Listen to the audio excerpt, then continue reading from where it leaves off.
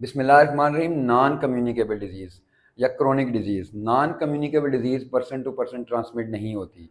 अब कभी कभार क्रोनिक डिजीज़ को अगर डिफ़ाइन करना आ जाए या वाइवा में पूछें तो क्रोनिक डिजीज़ वो हैं जो ज़्यादा टाइम तक रहती हैं, ज़्यादा ड्यूरेशन तक रहेंगी, most of the time irreversible होंगी और डैमेज काज करेंगी, डिसेबिलिटी काज करेंगी और बंदा बेड रिडन हो सकता है या उसे रिहेबिलिटेशन की ज़रूरत पड़ेगी। तो वो क्रोनिक डिजीज़ है। आप अगर इसका कंसेप्ट बनाएं, ड्यूरेशन लॉन्ग होगा, बंदा बेड रिडन होगा, स्ट्रोक लाइक इरिवर्सिबल है, अब इंटरवेंशन आपने की लाइक कार्डियोवास्कुलर डिजीज़ में, वो इंटरवेंशन करने के बाद बंदा डिपेंडेंट हो जाएगा कुछ अर्से के लिए, इवन हैंडीकैप भी हो सकता है। अब नॉन कम्युनिकेबल डिजीज़ में देखें कार्डियोवास्कुलर डिजीज़, पाकिस्तान में वैसे भी कार्डियोवास्कुलर डिजीज़ बहुत ज़्यादा हो रही हैं, इनका बर्डन ज़्यादा हो रहा है क्योंकि बहुत सारे रिस्क फैक्टर जो हैं वो हैं, और दूसरा ये कि मल्टीपल रिस्क फैक्टर कंबाइन होकर ये डिजीज़ करते हैं। पहले सुनते थे जी ओल्ड एज में, बुढ़ापे में कार्डियोवास्कुलर डिजीज़ है, अब यंग बच्चों को भी कार्डियोवास्कुलर डिजीज़ हो रही है। रिस्क पे डिपेंड करता है। आप थ्योरी के पॉइंट ऑफ व्यू से रिस्क फैक्टर याद रखने हैं, दो हैं, मॉडिफाइएबल और नॉन मॉडिफाइएबल। मॉडिफाइएबल का मतलब है जिनको हम चेंज कर सकते हैं, मॉडिफाई कर सकते हैं। लाइक देखें, आप जो है लाइफस्टाइल आप अपना चेंज कर सकते हैं। स्मोकिंग हैबिट्स हैं अगर, तो स्मोकिंग आप छोड़ सकते हैं, अल्कोहल आप छुड़वा सकते हैं। हाई कोलेस्ट्रोल है तो कोलेस्ट्रोल की आप मेडिसिन दे के कंट्रोल कर सकते हैं। हाइपरटेंशन है, डायबिटीज़ है, इनकी दवाइयाँ दे के आप कंट्रोल कर सकते हैं। और वेरी इंपॉर्टेंट फिजिकल एक्टिविटी, देखिए फिजिकल एक्टिविटी कराएंगे कम होगा। स्ट्रेस को कुछ मॉडिफाइएबल कहते हैं, कुछ नॉन मॉडिफाइएबल कहते हैं। देखें, stress non modifiable in a sense कि हमारे कंट्रोल में नहीं है, लेकिन जब हम उसकी मेडिकेशन करेंगे, काउंसलिंग करेंगे, साइकोथेरेपी करेंगे तो वो मॉडिफाइएबल हो जाएगा। कुछ चीज़ें नॉन मॉडिफाइएबल, देखें एज हमारे कंट्रोल में नहीं है, जेंडर, कार्डियोवास्कुलर डिजीज मेल में ज़्यादा होती हैं, जेनेटिक्स, तो रिस्क फैक्टर हैं। आप इसमें याद रखें, मल्टीपल रिस्क फैक्टर कोऑर्डिनेट करते हैं, कंबाइन करते हैं तो कार्डियोवास्कुलर डिजीज होगी, एथेरोस्क्लेरोसिस होगी, आर्टरीज की नर्विंग होगी, हार्ट पे जाके इफेक्ट होगा। तो कार्डियोवास्कुलर डिजीज में रिस्क फैक्टर आपने देख लिए। सवाल इसका आता है आप कार्डियोवास्कुलर डिजीज को प्रिवेंट कैसे करेंगे। लेवल्स ऑफ प्रिवेंशन के अकॉर्डिंग आपने जाना है प्राइमोडियल प्रिवेंशन। देखें, आपने रिस्क फैक्टर डेवलप ही नहीं होने दिया, लाइक ओबेसिटी है, आप ओबीज ना होने दें, लाइफस्टाइल इस तरह का करें, फिजिकल एक्टिविटी करवाएं तो बंदे में रिस्क फैक्टर नहीं होगा। स्मोकिंग, एजुकेशन स्टार्ट से करें, रिस्क फैक्टर डेवलप नहीं होगा। अल्कोहल नहीं होगा। अब रिस्क फैक्टर डेवलप हो गया है तो आप क्या करेंगे।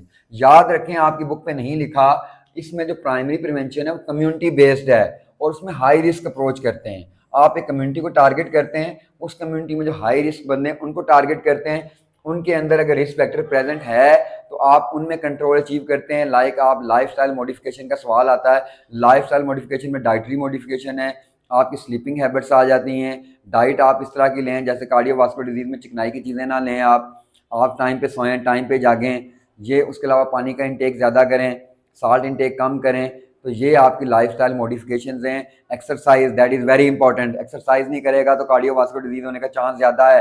एक्सरसाइज भी mild to moderate, aggressive exercise नहीं करनी। तो ये आपने अप्रोच लिखनी है, हाई रिस्क अप्रोच, और नीचे आपने ये लिखना है। जाहिर है कार्डियोवास्कुलर डिजीज है तो मैनेजमेंट, देखें treatment is part of prevention. तो सेकेंडरी में आप अर्ली डायग्नोसिस की बात करेंगे। देखें अर्ली डायग्नोसिस कैसे करेंगे, अगला सवाल ये है। एंड ट्रीटमेंट, प्रॉम्प्ट ट्रीटमेंट की आप बात करेंगे। देखें कार्डियोवास्कुलर डिजीज डायग्नोस करने के लिए सिंपल सी बात है, ईसीजी करेंगे, चेस्ट एक्सरे करेंगे, इकोकार्डियोग्राफी करेंगे, उसके बाद आप अगर है तो एंजियोग्राफी कर सकते हैं। ट्रीटमेंट, कार्डियोवास्कुलर की ट्रीटमेंट वेजोडाइलेटर आपने देनी है, हाइपरटेंशन ट्रीट करनी है, डायबिटीज ट्रीट करनी है। अब इसमें दो चीज़ें हैं, कार्डियोवास्कुलर डिजीज में अगर डायबिटीज रिस्क फैक्टर है तो प्राइमरी प्रिवेंशन में भी आ सकता है। आपने लाइफस्टाइल प्राइमरी में चेंज कर लिया। अब दूसरी ट्रीटमेंट ये है कि एंजियोग्राफी की है, आर्टरीज की ब्लॉकेज है तो आपने स्टेंटिंग करनी है। फिर अगर सारी आर्टरीज ब्लॉक हैं तो आपने बाईपास या कैबेज करना है। तो आप इसमें सिंपल इतना याद रखें, डायग्नोसिस में ECG, x ray, echo, angiography, treatment में वेजोडाइलेटर्स की आप बात कर लें, स्टेंटिंग की बात कर लें, कैबेज की बात कर लें, ये पॉइंट्स आपने लिखने हैं। डेफिनेटली मैंने पहले आपको बताया कि क्रोनिक होती हैं, लंबे अरसे तक चलती हैं, तो आपको रिहेबिलिटेशन की ज़रूरत पड़ सकती है। पहली बात है डिसेबिलिटी लिमिटेशन, फिर रिहेबिलिटेशन। इसमें जो इंपॉर्टेंट चीज़ है वो रिहेबिलिटेशन है। डिसेबिलिटी, अब कार्डियोवास्कुलर डिजीज में आप कैसे कम करेंगे, बंदे को स्टेंट पड़े, बंदे का बाईपास हुआ है तो बंदा डिसेबल हो गया है, आप उसकी चेस्ट फिजियोथेरेपी कर सकते हैं, कैबेज में specially, that is very important. Rehabilitation में देखें, आप जानते हैं फिजिकल रिहेबिलिटेशन है, साइकोलॉजिकल और सोशल इसमें बहुत ज़रूरी है। बाज़ बंदे स्ट्रेस की वजह से उनकी डेथ होती है, स्ट्रेस नहीं डेवलप होने देनी, उनका इंटरेक्शन करवाना है लोगों के साथ। वोकेशनल, एक बंदा गनमैन की ड्यूटी करता है, बाईपास हुआ तो आप शायद उतनी एक्सर्शन ना कर सके, एक्सर्शन कम करानी है तो आपने step by step level of prevention apply करने हैं, या फिर आप कह दें कि आप रिस्क फैक्टर्स को कंट्रोल करेंगे तो आप डिजीज़ कंट्रोल कर लेंगे। क्रोनिक डिजीज़ जो है आज की जो ट्रांजिशन हुई है, क्रोनिक डिजीज़ का बर्डन बढ़ रहा है।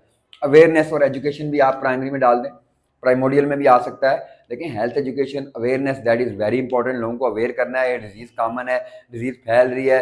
आप लाइट डाइट लें, आप बैलेंस डाइट लें, आप वेजिटेबल लें, आप फ्रूट लें, आप पानी ज़्यादा पिएं, आप वॉक करें, आप स्मोकिंग ना करें, आप अल्कोहल ना यूज़ करें, तो कार्डियो स्ट्रेस को कंट्रोल करें तो कार्डियोवास्कुलर डिजीज़ कंट्रोल हो जाएगी। और अगर है तो आपने डायग्नोस करके टाइमली ट्रीटमेंट करनी है तो बंदा बचेगा। फिर रिहेबिलिटेशन है। दूसरी बात, कार्डियोवास्कुलर डिजीज़ में सारे लेवल ऑफ प्रिवेंशन आप सारे पैरेलल चला रहे होते हैं। अगर आप सेकेंडरी कर रहे हैं ना प्रिवेंशन, तो प्राइमरी करनी है साथ। अगर आप टर्शरी कर रहे हैं तो प्राइमरी सेकेंडरी, ये तो नहीं आपने दवाइयां बंद करा देनी, वो देनी है। ये नहीं कि आपने प्रेज नहीं बताना, वो भी करना है। Thank you.